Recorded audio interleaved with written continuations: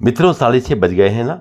अर्थात अपने संध्या काल को स्वर्णिम काल बनाए के डिजिटल प्रसारण का समय। मैं इस पुस्तक का लेखक लक्ष्मण दास अग्रवाल आप सभी का आभार व्यक्त करता हूं, आप सभी को नमस्कार करता हूं।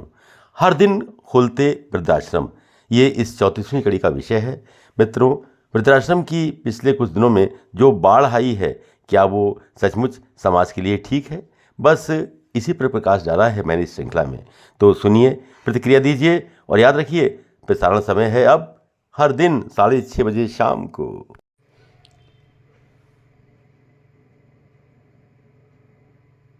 वृद्धाश्रम का चलन इधर काफी बढ़ा है।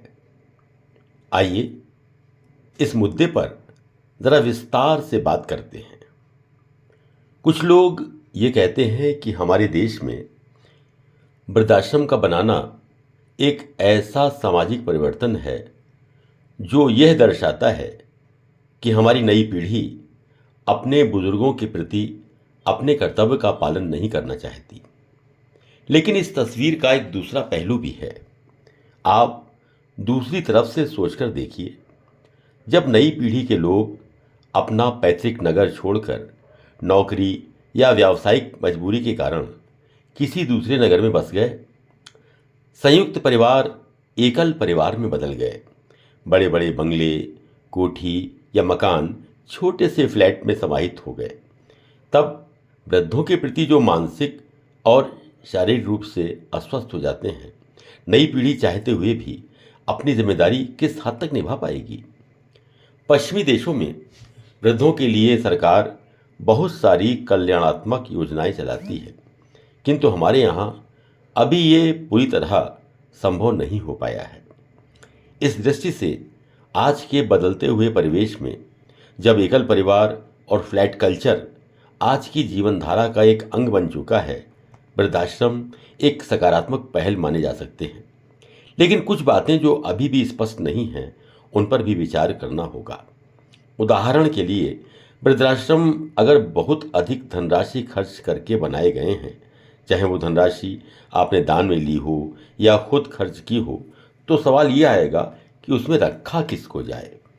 अगर आप ये कहते हैं कि उसमें रहने का कोई शुल्क आप नहीं लेंगे, तो एक सवाल आएगा कि क्या वे वृद्ध जो लोअर क्लास से संबद्ध हैं या भिखारी की तरह कैसे न कैसे अपनी गुजर कर रहे हैं, उनको आप प्रवेश देंगे?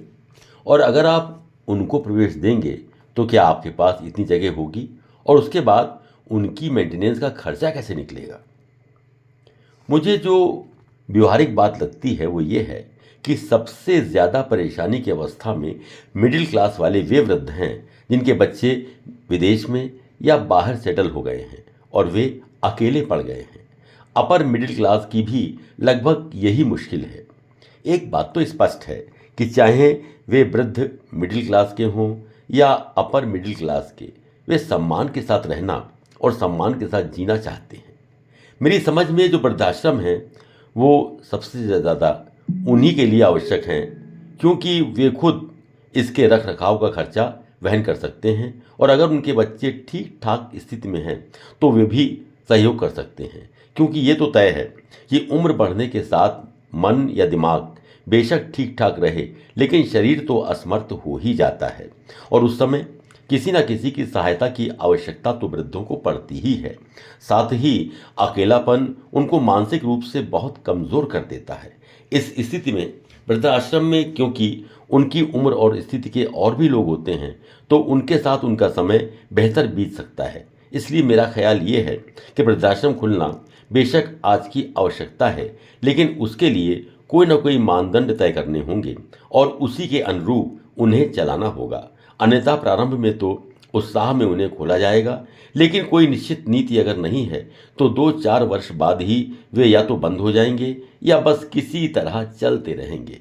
अतः आवश्यकता इस बात की है कि वृद्धाश्रम खोलने की योजना बनाते समय ही यह तय कर लिया जाए कि उस आश्रम का लक्ष्य किस वर्ग के वृद्धों को रखना है और अगर बीमार व्यक्ति आता है तो उसके साथ क्या व्यवहार करेंगे, उनसे कितना रख रखाव का चार्ज लेना होगा, एक साथ लेना होगा या प्रति माह लेना होगा, वो उस चार्ज को देंगे या उनके बच्चे देंगे, इस तरह की बहुत सी बातें विचार करनी होगी, तभी उनका खोलना बेहतर होगा। इसके लिए केवल और केवल अनुभव ही एकमात्र दिशा दे पाएगा। समाज में आमतौर पर 3 प्रकार के वर्ग होते हैं। एक, जिसे आप उच्च वर्ग कह सकते हैं, जिसके पास पैसे रुपए की कोई विशेष समस्या नहीं होती। दूसरा, मध्यम वर्ग, जो अपनी आय से अपनी दाल रोटी चलाने के अलावा थोड़ा बहुत कुछ अतिरिक्त पैसा जमा करने की स्थिति में रहता है। और तीसरा, निम्न वर्ग, जिसके पास सिवाय मेहनत के और किसी तरह अपनी दाल रोटी चलाने के कोई आर्थिक आधार नहीं होता। अगर हम उच्च वर्ग अर्थात धनाढ्य वर्ग की बात करें तो आर्थिक स्तर पर तो वो कोई समस्या महसूस नहीं करता, लेकिन क्योंकि बच्चों की उससे उम्मीदें बहुत बढ़ जाती हैं, इसलिए बच्चे ये चाहते हैं कि वो सारा व्यवसाय या अर्जित धन उन्हें सौंप दे और स्वयं सेवानिवृत्ति वाला जीवन जिए। अब अगर उसने बच्चों के दबाव में पड़कर या बच्चों के मोह में पड़कर ऐसा कर दिया तो मानसिक स्तर पर वो अपने आप को कुछ दिनों के बाद ही बेहद कमज़ोर और अकेला समझने लगता है। सामाजिक स्तर पर भी उसका वो दबदबा या रुतबा नहीं रहता जो अपने व्यवसाय के मालिक रहते उसे प्राप्त था। मैंने कई ऐसे अरबपति परिवारों को देखा है जहां पिता ने बच्चों के दबाव या मोह में पड़कर अपनी लगभग सारी चल अचल संपत्ति उनके नाम कर दी और कुछ समय बाद ही वे अपने ही घर में एक कमरे के मेहमान होकर रह गए, जिनसे मिलने भी बहुत कम लोग आते हैं और जिनकी ओर न परिवार के लोग ध्यान देते हैं और न ही नौकर चाकर। क्योंकि एक बहुत बड़ी कड़वी सच्चाई ये है कि जिसके हाथ में सत्ता होती है, जो उसका उपयोग करना जानता है, उसे ही क्या परिवार, क्या समाज और क्या उसके चारों ओर घिरे रहने वाले नौकर चाकर या अन्य लोग सम्मान देते हैं। और अक्सर उनकी पत्नी भी अपने बच्चों के हाथ में सत्ता केंद्रित देखकर उनके प्रति ही ज़्यादा समर्पित रहती है। इससे जो मानसिक पीड़ा, प्रताड़ना, अकेलापन, अवसाद और सामाजिक अवहेलना वृद्धों को झेलनी पड़ती है, वो कोई छोटी समस्या नहीं है। इसके कारण उन्हें बहुत सारे शारीरिक रोग भी हो जाते हैं, जिसके कारण स्थितियां और भी खराब होने लगती हैं। अब बात करते हैं मध्यम वर्ग की। इस वर्ग की स्थिति सबसे ज़्यादा शोचनीय नजर आती है, क्योंकि अक्सर ये वर्ग अपने बच्चों की शिक्षा के लिए लंबे चौड़े कर्ज ले लेता है, जिसे उसे ही चुकाना पड़ता है। बच्चे जब शिक्षा प्राप्त करके आते हैं तो उनका अपना जीवन, अपनी समस्याएं, अपनी जिम्मेदारियां उन्हें उस कर्ज को अदा करने की मोहलत नहीं देती जो उनके पिता ने उनके लिए ही लिया था। परिणाम ये होता है कि उस अवस्था में कर्ज की किश्त देना पिता के लिए बेहद भारी पड़ जाता है। आमतौर पर यह वर्ग नौकरी पेशा ही होता है, चाहे वो राजकीय नौकरी में हो या प्राइवेट, लेकिन दोनों ही स्तरों पर उसके आर्थिक स्रोत तो सीमित ही होते हैं। अब अगर उसने अपने बच्चों की शिक्षा के लिए अपने प्रोविडेंट फंड से कर्ज लिया है या अपने बचत पत्रों से, दोनों ही स्थिति में उसकी आर्थिक स्थिति चरमरा जाती है। सामाजिक अवहेलना और भावनात्मक अवसाद का सामना तो उसे करना ही पड़ता है। कभी कभी आर्थिक स्थिति इतनी ज़्यादा खराब हो जाती है कि वो अपने सामान्य खर्चों के लिए भी पराश्रित हो जाता है और अत्यंत कठिनाई महसूस करता है।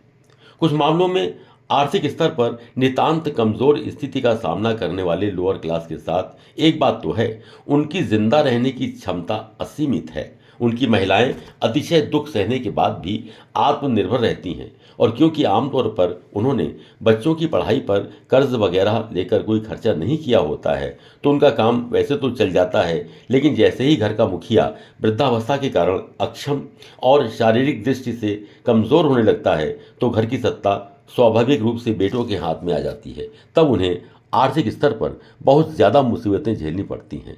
ये अलग बात है कि जुझारू प्रवृत्ति होने के कारण वे सब झेल लेते हैं। अब एक स्वाभाविक प्रश्न उठता है कि आखिर ऐसी स्थितियों का सामना कैसे किया जाए। इस संदर्भ में एक बहुत विचार करके और चिंतन करके मैं इस निष्कर्ष पर पहुंचा हूं कि हर कदम पर हर समस्या का समाधान करने के लिए हमें भावनात्मक के स्थान पर व्यवहारिक स्तर पर निर्णय लेने होंगे, तभी हम अपनी वृद्धावस्था सुचारू रूप से बिता सकते हैं। वृद्धावस्था की समस्याओं के बारे में जहाँ तक मैं महसूस करता हूँ, और मुझे ये सत्य भी महसूस होता है कि उनकी समस्या का आधार आर्थिक या सामाजिक से कहीं ज़्यादा उस मनोवैज्ञानिक दूरी से है जो उनके और उनके बाद की पीढ़ी यानी कि उनके पुत्र पुत्रियों में हो जाती है। ये तो एक अमिट सत्य है कि कोई भी व्यक्ति, वो चाहे किसी भी स्तर का हो, अपने स्थान से हटना नहीं चाहता। अब एक और एक और तो उसकी शारीरिक और मानसिक शक्तियाँ धीरे धीरे उसका साथ छोड़ना शुरू कर देती हैं, और दूसरी ओर वो ये स्वीकार नहीं कर पाता कि मैं अब इस स्थिति में नहीं रहा कि मैं अपनी सत्ता को संभाले रख सकूं। और ये स्वाभाविक भी है। एक व्यक्ति जिसने अपने परिश्रम से, लगन से और अनवरत प्रयत्न करके अपना जो भी साम्राज्य खड़ा किया हो, वो उसका स्वामी बना ही रहना चाहेगा। किंतु इस सिक्के का दूसरा पहलू ये भी है कि दूसरी पीढ़ी अर्थात उसके बच्चे धीरे धीरे युवा हो जाते हैं, और जिनकी उंगली पकड़कर उसने उन्हें चलना सिखाया था, वे जब इतने समर्थ हो जाते हैं कि अपने पांव पर न केवल चल सकें बल्कि दौड़ भी लगा सकें, तो वे चाहते हैं कि कल तक जो पिता उनकी उंगली पकड़कर चला रहा था, वो अब उसकी उंगली पकड़कर उसे मनचाही दिशा में चलाएं। और यही सबसे बड़ी समस्या वृद्धावस्था में आती है। मैं समझता हूं कि 50% मामलों में बच्चे अपने पिता से स्वयं ही दूरी बना लेते हैं और स्वतंत्र होकर ये चाहते हैं कि पिता सारे निर्णय उनके अनुसार ले, और कब पिता के हाथ से नियंत्रण शक्ति बेटों के हाथ में पहुंच जाती है पता ही नहीं चलता। निश्चित रूप से पिता और पुत्र का संबंध भावनात्मक ही होता है। पिता पुत्र में अपनी छवि देखता है, लेकिन जीवन केवल भावनाओं से नहीं चलता। भावनाएं केवल कुछ समय तक अपनी भूमिका निभाती हैं और फिर धीरे धीरे उनका प्रभाव धीमा पड़ता जाता है। वृद्धावस्था का अर्थ ये नहीं होता कि हम शांतिपूर्वक अपने पारिवारिक सदस्यों की कृपा या दया पर किसी तरह जीवन को ढोते हुए और तथाकथित रूप से हरि भजन करते हुए उस दिन की प्रतीक्षा करें जब हमें अंतिम सांस लेनी होगी। मेरी समझ में हर व्यक्ति को यह अधिकार है कि वो अपनी शारीरिक स्थिति के अनुकूल अपने जीवन को आनंदपूर्वक बिताए और समाज में सम्मानजनक स्थिति को बरकरार रखे। और तभी ये संभव है जब हमारे पास हमारी आवश्यकता की पूर्ति के लिए पर्याप्त आर्थिक स्रोत रहें। किस व्यक्ति पर क्या स्रोत है ये तो वो स्वयं जानता है, उसे कैसे समायोजित करना है ये उसे ही सोचना होगा। लेकिन हर स्थिति में ये तो ध्यान रखना ही होगा कि जिस स्तर पर भी वह शांतिपूर्ण जीवन बिताना चाहता है, उसकी पूर्ण आर्थिक व्यवस्था उसे कर लेनी चाहिए। एक बात तो तय है कि अब जो समय आ रहा है और जिस गति से नई पीढ़ी के सामने तमाम सारी चुनौतियां आ रही हैं, उसके कारण जितना बिखराव आज दिख रहा है उसे कम तो नहीं होना है। हाँ, उसमें बदलाव आ सकते हैं, लेकिन हम यह मानकर चलें कि हमें उन सब का सामना वृद्धावस्था आने पर करना ही पड़ेगा, और उसके लिए अगर कुछ पहले से ही मानसिक तैयारी कर ली जाए तो ना तो निर्णय लेने में परेशानी आएगी और ना ही निर्णयों को लागू करने में। के लिए एक स्पेशल ऑफर। इस किताब की मार्केट प्राइस 500 रुपये है, जिस पे आपको मिल रहा है 40% डिस्काउंट, यानी कि मात्र 300 रुपये में with free delivery at your door step. Book लेने के लिए इस QR कोड पर या स्क्रीन पे दिखाई गई UPI ID पर 300 रुपये का पेमेंट करें और उसका स्क्रीनशॉट अपने एड्रेस के साथ हमें WhatsApp नंबर पर भेज दें, and you will receive your book with in 4 to 5 working days. Thank you for your support. Please like, share and subscribe this channel.